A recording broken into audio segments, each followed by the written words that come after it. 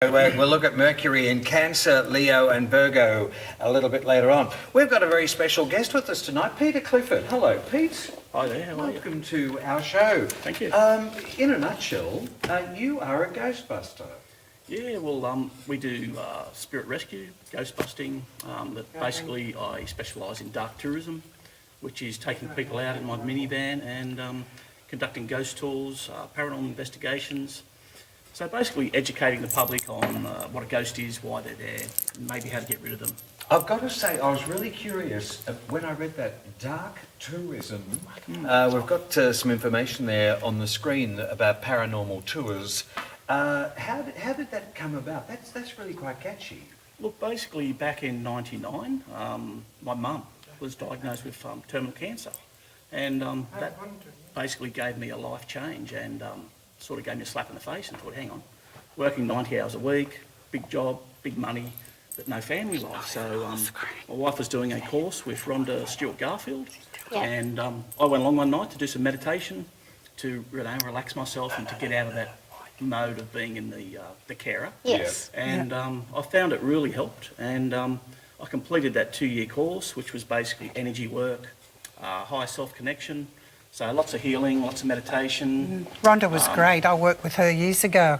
Never seen anything like it Yeah, since. she was amazing, wasn't great she? teacher, Oh yes, this is facilitator. years ago. She had her own college, didn't she, Pete? Sure did, and it was a 2-year course, so meditation every day, hands-on healing, chakras, auras, putting positive thoughts into people so they'd have a good week.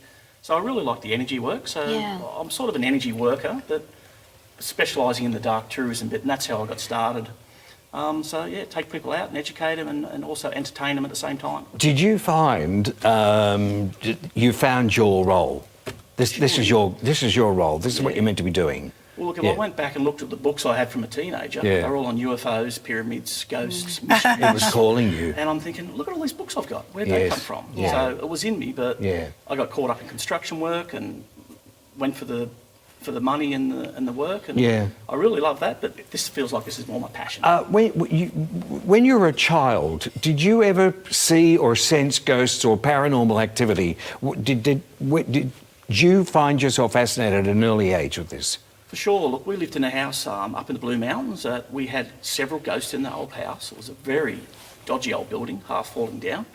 And we had a lady there that used to sort of hang around me, and I believe it was my grandmother that I never met. And the house was a bit rough, and apparently she would come around and protect me and look after me. So some people would come out into that room and they'd be pushed back by this ghost, and it was like she was my guardian angel at the time. So growing up in Blackheath in the Blue Mountains as a child, you've got Yowies, we've got UFOs, we had Black Panthers, lots of old houses that were either abandoned or burnt down. So as kids, you just explored in the bush. You never came home, you're out till dark, and so there was always something to explore, always something different, bush rangers, caves, sacred sites, so you're just out in the bush. Do you do this by yourself?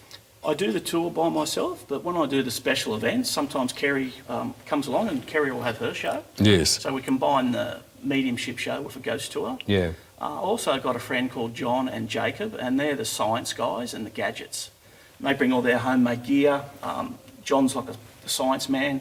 He gets right into the nitty-gritty of the parapsychology study of it. So very serious nights, but on the normal ghost tour, I do that on myself. So that's more fun, and still we have lots of experiences. So. I remember years ago, I actually we were filming a ghost, I don't know what you would call it. They went into a derelict old people's home in Queensland. The house no one had been near it for a number of years. I think it was an issue, a council issue, whether they were going to build on the property again or not. Anyway, as you were talking about the scientist guys, one of them had one of those reading, EMF? EMF meters. EMF meter, So we went downstairs to the room where the doctor apparently died in the room. And look, I will say, it was the middle of the night. We were in a dilapidated old people's home, and it was pretty eerie as it was. But the next minute, this reading went off the Richter scale, and there was nobody there that could have changed that. It was literally going crazy. And then the temperature in the room started dropping, and the the paranormal investigator was asking the spirit to reduce it a degree. Every time she asked, it would go down a degree. Yeah. It's incredible. Pete, we've got some footage Yeah. here on the screen. What is this? That's just a laser grid that we're using there at the moment, K2 EMF meter there. And basically we go through the building, we find if there's any fluctuations in the building with the energy. Yeah. And what those gadgets will do will pick up a rise in EMF, electric or magnetic fields of energy in the room. And it's believed that this is associated with a building that's haunted or a person that's haunted. And so we use all the gadgets, we go in, we basically put all that data together, see what we come up with, and then if we find that we've got a ghost there that's very difficult to remove, we'd more likely get someone like Kerry that would get into the deeper side of that and someone that's really stuck there. Some places are haunted, where you can sort of go and just clean the energy out, but some places you've got a ghost that's really stuck there, they're attached to an individual or the material possessions there, and they're not really going to go until you get to the bottom of it. You communicate with them, and Kerry's excellent at that, and she can get to the bottom of those sort of problems. The place, Kerry, that I grew up in had a tremendous amount of history. We grew up in Castle Hill on 5 acres, where the actual block of land that we were on was the place of the second largest convict uprising in Australia. And growing up there, most of my friends, after staying one night in my place, would never go back because they nearly all had unanimously had experiences. And as a young girl, I used to constantly hear noises during the night and what have you. But it's interesting that to this day, Castle Hill's completely built out, but this property has been zoned historical and it still stands as is. And last year I was at a wedding. Now, we've been out of the house for many years now, and I was speaking to a chap at the wedding, and just perchance we were outside, you know, chatting at the end of the night, and he said, "Oh, I'm from Castle Hill," and I said, "I used to live in Castle Hill." He said, "Oh, well, you know, I'm a builder and da-da-da." And I said, "Yes." He said, "Where did you used to live?" I told him where. He said, "I was working on there. We were clearing the land about 2 years ago." He said, "You lived in a red brick house?" And I said, "Yes." And he said, "Oh, I left the job." And I said, "Why? What happened?" He goes, "That place was haunted." And he was a real bloke, and he said he got knocked from the back and he got knocked face down. The first time he got up, and he got knocked down again. He said he put his shovel up there, went like that and walked off the job and rang his boss and said, "I'm never going back." Well, I went down to the tunnels in Port Kembla, you know, the old tunnels where the wall was. You go underneath the ground, and I went down there with a friend of mine from the ABC. And I walked in there because the tunnel is open now because it's like a part of the tourism down there. And as I walked in, you could feel all the spirit energy in there, and I must have passed over at least 5 spirits, just sort of by going just a little way down, because it's also that energy there has attracted a lot of suicides.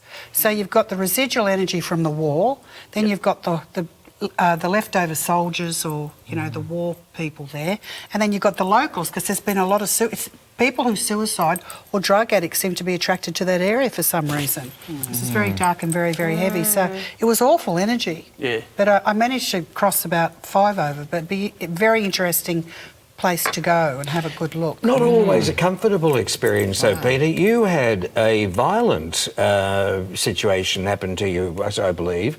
And tell us about that story. You got a bit smacked up. Well, look, I call them the 1%ers. Very rarely that you get physically manhandled or, you know, you come away feeling quite ill. So normally it's very subtle, whispers and taps and knocks. So you can normally feel the emotions of that spirit or that ghost. But one particular night we were on a tour down at Hartley there at the village, and I've been there for about 12 years with the tour. We were going into the old cell, which is 1837, men's holding cell. Felt like someone had just gone whoosh across the face, felt like an open hand sort of slap. And I've gone, "Oh, this isn't looking too good." Felt like I could taste the blood. So you physically felt the I slap? physically felt it. Didn't see anything physical, but I felt the physical hit. And it felt like my nose was bleeding, felt like I lost a tooth, and wow, Well, what's going I've actually been thrown across a room when I've cleared a house, when the spirit got violent. But as you said, it's only 1%. It's very rare. It's very rare happens. that happens. And when it does, it absolutely scares you Were to you death. scared? Yeah, Well, I you didn't must know have what was been. going on until I was thrown across the room, and then the person I was working with came and helped me. I was more in shock. I didn't break anything or nothing happened, but it was so scary because the energy felt cold. The thing felt cold, like freezing cold, and then woof. It happened. But do you, at that point in time, and that when that happened to you, did you feel, oh, I've once bitten, twice shy, I've got second thoughts about doing all of this? Oh, not really. How do you 'cause, protect yourself? Look, I normally do the white lighting and okay. psychic protection and Yeah. sage yourself and Yes. use some oils and stuff like that. So you do processes and you do that to the clients that come along as well. You don't want people to go home and say, wow, I'm never going back there again. 'cause Yeah. that was Yes. horrible. Yeah, but most of the time they just want to get your attention. For sure. Yes. That's all. Look at me, I'm alive, Yeah. can't you see me? Is that to Have you communicate found with on people some that of are your here? have you Just want found to on get some your of your attention. tours that ghosts have clung to the Yeah. people that you take on the tours, and they've been a bit traumatised by that? Look, every time, every now and then, you will get someone that says, look, I feel like I've got an attachment of something there. Yeah. And you normally get to the bottom of it, and it's just the emotions they've actually picked up, residual energy. They might not have a physical attachment, not that I've seen yet, but we'll have the physical events happen at the locations like this slap. I sent 5 other people in to check that after me, and they thought I was just trying to stir the emotions up Yes. and get the Tell them adrenaline about going. the place where it's really bad. That Well, scary look, place. What's the Woodford- most haunted place that Yes. I'd have to say Woodford Academy. Yes. It's been on a couple of TV shows. It's originally an old inn, highway inn. It's the oldest building in the Blue Mountains. Been there a couple of years. I was there on the weekend and we actually had some quite a bit of activity. We had a paranormal investigation up there with my couple of friends and we actually discovered quite a bit of activity there. That's actually So- us having a séance, Pete. Yeah, that's Kerry's table there, and that's the séance that photo there, that one is a friend of ours, and behind it is actually a guy there. That's the enhanced photo Yes. of, we believe, Thomas Brown. Now he's the ghost in the courtroom there, That's an and orb. That was a That's an ghost. orb. That was a ghost? that Yes. was Wow. that's one of the What's physical the- ghosts. That's an orb there. It's going quite Wow. fast. That's the energy there that Yeah. actually slapped me across the face that Wow. night. If you zoom that energy in, it's got faces in it. It's actually got like a tail, and once you zoom in, there's all these different pieces. It's like a pastel painting. amazing. I've got 50,000 photos, and I reckon I've got 4 photos that I'll say would be a ghost, or I think they are. So you get lots of dust, lots of moisture, lots of flares and reflections and stuff. But It's amazing at the when end you of the get day, the figuration. when you get a face and you get something, it might be the meter went off, the temperature dropped, we heard a footstep or a voice, we took a photo, and here it was. My That's goodness. us. Oh, it's gone fast. But I was going to say So- that round table we use in the séances, we sit in the dark. Yep. And that's the triangle thing is actually, that moves around, doesn't it? We've And had that's an orb. faces appear in that trumpet before, or in the Trumpet, cone yeah. there. It gets lifted up. That sometimes the table lifts up in the air when we do the physical, or it's called physical mediumship or séances. Well, you've been there, Pete. Yeah, You've I've sat in been. one. Well, sometimes it lifts up, and other times you get knocks on it. And the other night we had what we call an apport, where we had a large stone drop down through the ether on the ground, because we asked the guides to bring an apport. So it's interesting stuff, isn't it? So what's It an certainly apport, is. sorry? An apport can be an object. I see. In this case, it was a large stone dropped out of the ether. Are you Just serious? out of So it just came out of Yeah, nowhere? it just came out because we asked the guide That's it, yeah. to bring it through, the spirit energy to bring the apport Wow. through. That's the first time that's happened. So And it's that just was amazing. Yeah, it's just a We were like, confirmation that there is spirit God. world. We're in Yeah. the spirit world. We can hear you. To get Here's a coin, materialisation. Here's Yeah. a bit of jewellery. Here's a stone, and wow. I Pete, believe. if people are traumatised in their homes, or they may not feel terribly comfortable with where they're living, and they do sense a presence, and especially with children, and perhaps mum and dad not sure how to deal with that, what's your advice to them? Look, basically what I'd do first up is I'd sort of cleanse the place, Google it, or Kerry's got some great clearing CDs on your website there. Yeah, I've got one, but sage is really good, Pete. Sage is great. To burn some sage. And you just cart that through the house? Yeah, you get a big bowl, you break up the sage in a bowl with Right. alfoil underneath, and you can add a few gum leaves here in Australia because they're cheap, and also they have an amazing effect. And that's what the Aboriginals use. They use gum leaves, and that's a shamanistic process. And by just using the sage, you're smoking out the place, and a lot of earthbound spirits will disappear, negative energies will disappear. I've always wanted to know, what is it? Because when I used to go to church when I was a child, they would bring out the frankincense, and I Yes. didn't understand why they used frankincense. That's part of a ritual. That's the ritual. Do you think that was them trying to do a similar thing, like sage their Well, the own- Aboriginals have got the gum leaves. Yeah. We've got the sage, and they They've must got have the that. fur. Yeah. But also frankincense raises the vibration as well. So right, because first as of all, a young child, yeah. I just always used to wonder, why do they use frankincense in a church? And that's why you always feel better when you're in a church, because sage is kind of like bleach. It really cleans everything, Yes. and frankincense makes you feel better. It raises the vibration. But I find personally, it doesn't do anything for me. If I'm trying to I clear love a it. space. Oh, which one? Say, The frankincense. Oh, no, I not love for clearing. frankincense. I love it actually. Yeah. But to actually clear a space, the sage is the only really thing that really works. Sometimes, even if I've had some people come and visit me and it's just a heavy energy, sometimes I'll just go through with some sage, Yeah. just to kind of almost like cancel the whole thing out Well, and just kind of a lot clear of it people out. say, "Oh, can I use an incense stick?" And I go, "That's not going to do a thing." No. I use Use Palo the Santo sage. wood as well, burning the Palo Santo wood. It's from South America. That works Oh, for wow. me. Yeah, You know, we've and got it's that got at home quite a as well. distinct You do smell. that as well? Yeah, it's a bit Yeah. like a licoricey smell. Yeah, it's And very my distinct. wife she'll do that all around my whole body, front and back, under my feet. So she'll do like a aura around me, and And what about beautiful. Really earthbound releases it. ghosts? What's the story with the difference between a spirit and an earthbound? look, I believe a ghost is trapped here. They saw the light, they were scared, unfinished business. Something's holding them back. There's quite a few things that will hold them back. So they'll normally have their feet on the ground. They'll have the injury they died with if you see them. So I see. just say someone was shot in the war and they're here as a lost soul or a ghost. You'll see them limping around. They'll have the injury. You might feel it. You might sense it. So we call that an earthbound ghost. That's a haunting. They're trapped here and they really sort of don't realise that they're dead. Spirit, I believe, has seen the light. They've crossed over. They've got no problems. Had a life review. Saw how they died, good or bad. Lived upstairs. We call that a spirit. They visit you. So we call that a visitation. It's always positive. They look perfect. They smell good. And they'll normally give you a sign to say, look, this is Mum, I'm visiting. So you can really tell the difference. Ghost is a haunting, spirit is a visitation. One's negative and one's positive. That's It was really like your That's friend very who clear. came through Just then. tonight. We call them living spirits. In mediumship, we call them living spirits because they're connected to us through our love. So we're able to get Pete, messages. you conduct tours. When's your next tour? We've got one at Lithgow S-Bank House and Coal Mine. It's a 6-hour one. Basically paranormal investigation. The two friends are coming, John and Jacob. So it's a great night and lots to do and see on the night. That's on the 25th of March. The one after that is at Woodford Academy on the 8th of April. That's a scientific night where we bring out all the equipment. Jacob's got this stuff that he makes, which I don't even know what it is. It's got lasers and sensors and pods and bits and pieces. So he's the gadget man, and the stuff he comes up with is just out of this world. We're talking with Peter Clifford, who conducts tours of the mountains, the Blue Mountains, the ghost tours.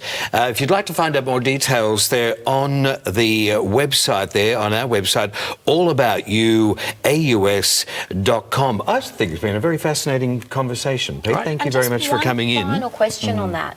When you have people that come along on the tour, Yep. is there, I think that I would imagine sometimes they'd be a little bit concerned or frightened, or that maybe something might attach to them or they might be left. So is that where you can just make sure that they go home? I normally assure them that, look, I've put protection around you, I've used white light. Yes. I'm asking that only positive energy, Yes. positive entities come into our aura. At the end of the night, I white light everybody, ground them, all the gear, all of our belongings, and reinforce that protection around them. And I think I've had 1 or 2 people go away that felt that they did pick up some energy. And I've done 1,000 tours, I've had close to 10,000 people come through. In And effect, you're both like spiritual warriors. Because I've known Kerry for a while, I would have no concerns going anywhere with Kerry, because I feel like you're almost like a spiritual warrior. Sort of an Amazon in the spirit, Amazon woman in the spiritual world. So I'd go I in feel there safe. and go, hey, I've got my heavy with me, I'm cool. And it's obviously the same with you, and you've spent a lot of time learning and practicing practicing, and you know, it's not like you're just a kid that goes in with an investigative team and they go, oh, let's see if we can film stuff. You've spent 2 years working this out, and you've both got a long history in it. So guys, if you want to explore something like that and you want to try it out, do it with people that are professionals that have been doing it for a long time and know what they're dealing with. Don't just go off and grab some little EF machine or some camera to take orb photos by yourself and run off to some auntie's supposed haunted house. Do it the safe way and enjoy the experience and learn. Pete Clifford from the Blue Mountains Ghost Tours. Thank you very much, Pete, Well, for thanks coming very much in. for having me. It's very entertaining. No worries at all. And I think you'll And get a few informative. people interested in that. You can follow the Definitely. link on our website, allaboutyouaus.com, the home of helping you seek those answers that the questions you've been fielding to us over the last few months since October.